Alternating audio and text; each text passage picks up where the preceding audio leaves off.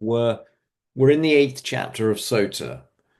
We're in the laws of war, and we've said that really not everybody has to go.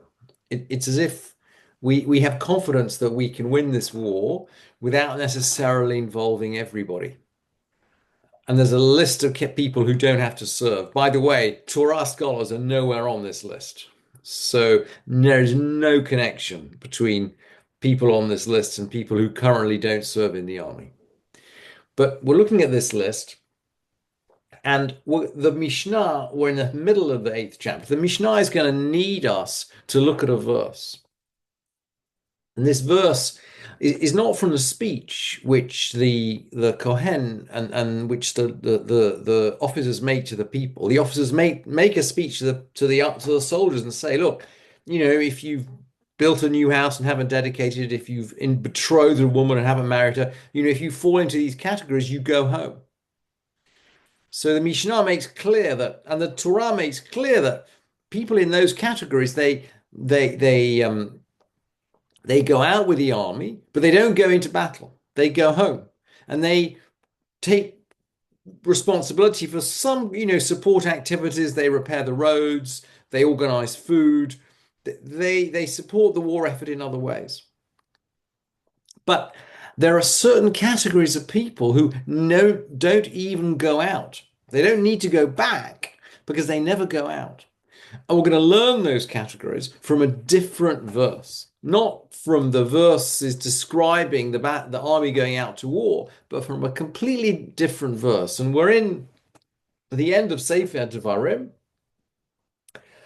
And the Torah says, Ki kach ish isha chadasha, when a man takes a new wife. And by the way, we already learned when we used this verse that we're referring to a new wife. So if he takes back someone who he'd already divorced, she's not captured by this verse.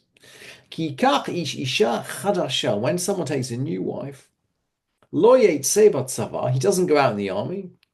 And he shouldn't have any responsibilities for anything at all. He's going to be free for his house 1 year. He's going to make his wife happy. Asher lakach, who he took. That's the verse from Devarim. And let's just see how now this plays out in the Mishnah. Let's see how it plays out of the Mishnah. So, as we said, we're in the eighth chapter. Elu she'einan zazin mi mekoman. So these are people that never leave their place, i.e., they never go out to war in the first place. Bana bait v'chincho, someone who built a new house and dedicated it. So we remember the speech which the officers make runs along the lines of, who has built a house and not dedicated it? Let him go back. Someone who's built a house and not dedicated it, let him go back. But now we're talking about someone who has built a house and has dedicated it. Banabait vechincho, he's dedicated the house. But apparently he hasn't lived there for 1 year. That's what the commentators say. Nata kerem vechilelo. He's planted a vineyard and he has taken the fruit. Chilelo means to profane it, but it's essentially eating the fruit in the 4th year. Vehanose et arusato, someone who's married his betrothed. Yeah, this is not someone who's betrothed a woman and not married her. This is someone who's already married her. She's married her. Hanoset harusato, someone who's married his betrothed. Vehakoneset yevimto, and someone who's brought in his yevama, someone who's brought into his house the widow of his brother. Shenemar, so why don't these people go out? Shenemar, the verse says, Naki, he shall be free. So that's the verse we recognize. And now we're going to do a drush. We're going to do a drush, which actually this Mishnah copies and pastes from Sifrei Dvarim, from the halachic midrash on Dvarim. So we'll see a classic halachic midrash, somewhat obscure in places, but it's a little bit poetic, and we'll just try and track it as we go through it. So remember, the verse said, "Nakiye leveito."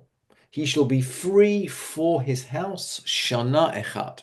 He's going to be free for his house 1 year. I'm going to apply the year, by the way, to all of these activities. But it says nakiye leveitos. He'll be free for his house. So let's look at the midrash now. So the Mishnah says nakiye. He'll be free. Leveito ze veito. His house. Okay, that refers to his house. He's built a house. Yeah, he shall. Ze karmor. This is a very obscure drush, and none of the commentators can explain it. Somehow, anyway, we're using it. Vesimech ishto. He's gonna cheer his wife. That clearly refers to his wife. Asher lakach, who he took. This includes his yivama, includes the widow of his brother-in-law. And then the Mishnah goes on to say, a nun masakin maimu mazon. They don't supply water and food to the troops. A nun matakninet hadrachim. They don't have to repair the roads. Why not? Well, the verse said very clearly, Lo yavor alav l'chol davar. He doesn't have to be responsible for anything at all. He's completely focused on his house and his wife and his vineyard.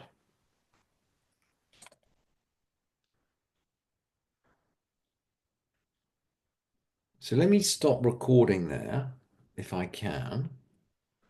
I'm just having a little bit of trouble operating the